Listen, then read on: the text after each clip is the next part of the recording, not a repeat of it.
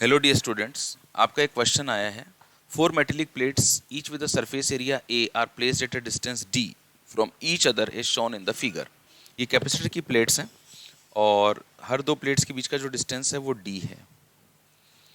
आपने point A और point B के बीच में एक बैटरी लगा दी है VEMF की। Then the charge on the plate A is, इस ए प्लेट के ऊपर चार्ज बताना है मेरे को।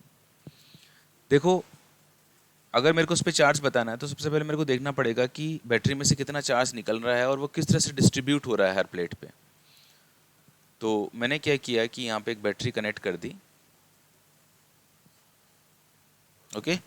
और लेटेस्ट बैटरी का जो टर्मिनल है इसको मैंने 1 नंबर दे दिया और इसको 2 नंबर दे दिया। इनके पोटेंशियल्स मान लिया, इसका V1 एंड इसका V2।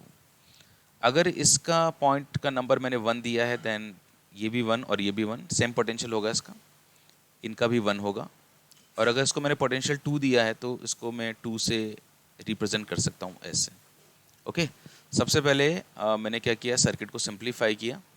मुझे पता है कि कैपेसिटर का ये वाला जो हिस्सा है, ये कोई इस प्लेट का ये वाला जो पार्ट है ये कोई कैपेसिटर नहीं बनाएगा, बिकॉज कैपेसिटर होने के लिए दो प्लेट्स का आमने सामने होना ज़रूरी है। सो ये हमारे लिए यूजलेस है एंड ये वाला पार्ट भी हमारे लिए यूजलेस है। ये जो है 1 और 2, दो पॉइंट्स के बीच में एक कैपेसिटर बन जाएगा। This point is 1 and this is 2। इसको मैंने 1 और 2 के बीच में एक कैपेसिटर बना दिया।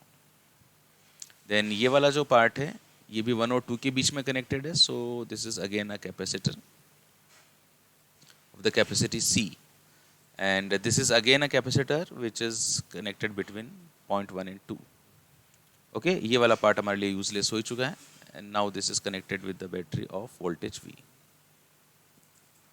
इसमें हर एक कैपेसिटर की अगर मैं कैपेसिटी C मानता हूँ, सो मेरे पास जो नेट कैपेसिटी हो जाएगी पॉइंट A और B के बीच में वो हो जाएगी as these 3 capacitors are in parallel. तो पैरेलल में कैपेसिटेंस जुड़ जाती है, तो ये कितना हो गया 3C।